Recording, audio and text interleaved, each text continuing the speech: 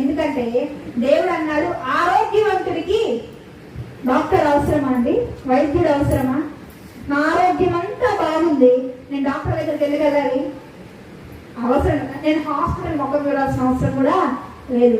నాకు అనారోగ్యం ఉంది, ఎక్కడో నాకు శరీరంలో బాగోలేదు, నేను అప్పుడు ఏం చేయాలి? ఖచ్చితంగా ఆయన దగ్గరికైనా వెళ్ళాలి.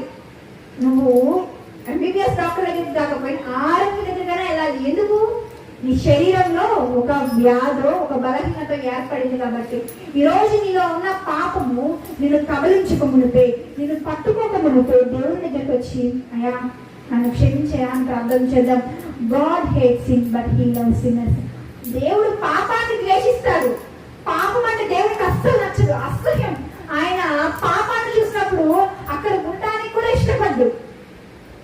ఒక గొర్రెకి బురద అయిందనుకోండి, అదేం చేస్తుంది? చీ అనుకుంటుంది అక్కడ ఆ బురదని చూసి.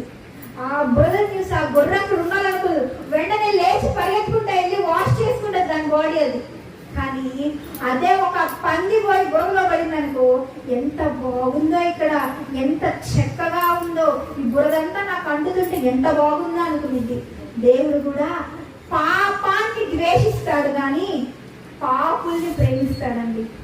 నీలో ఉన్న పాపం ఆయనకు నచ్చదు కాబట్టే ప్రాణం పెట్టి రక్తాన్ని కాల్చేసి మరి మన పాపాన్ని ఆయన కడిగేశాడు. ఈరోజు నీ పాపాన్ని ఆయన కడిగేసినప్పుడు నువ్వు ఎలా మారబడ్డావు తెలుసా? గొర్రె పిల్లలాగా నువ్వు మారబడ్డావు. గొర్రె పిల్ల పాపంలో పడ్డప్పుడు ఏ రీతిగా పరిగెత్తిందో ఈరోజు నువ్వు నేను పరిగెత్తాలి. మనమున్న పాపములు మనకే తెలుసు. నా హృదయంలో ఉన్న పాపం నాకే తెలుసు. నీ హృదయంలో నువ్వు చేసిన పాపం నీకే తెలుసు.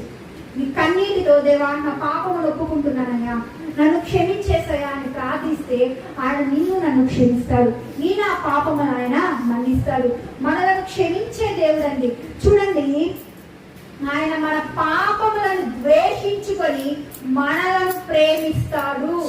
అయ్యా ఈరోజు నా పాపములు విడిచిపెట్టేశానయ్యా, నీకు దగ్గరగా వస్తున్నానయ్యా, నన్ను పట్టుకోయేసయ్యా, నన్ను వాడుకోయేసయ్యా, అయ్యా నా పాపములు నీ సన్నిధిలో ఒప్పుకుంటున్నానయ్యా అని ప్రార్థన చేద్దామండి.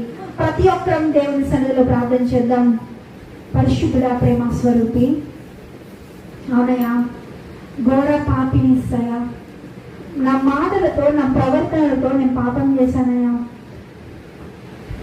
అవునయ్యా నీకు ఇష్టం లేని మార్గములో నేను సంచరించానయ్యా, నన్ను క్షమించేసాయా. ప్రార్థన చేద్దాం. నా ప్రియ సహోదరి సహోదరుడా, దేవుని కొరకు కనిపెడుతున్న ఈ సమయంలో ఏమో ఈరోజే చివరి దినమేమో, ఏమో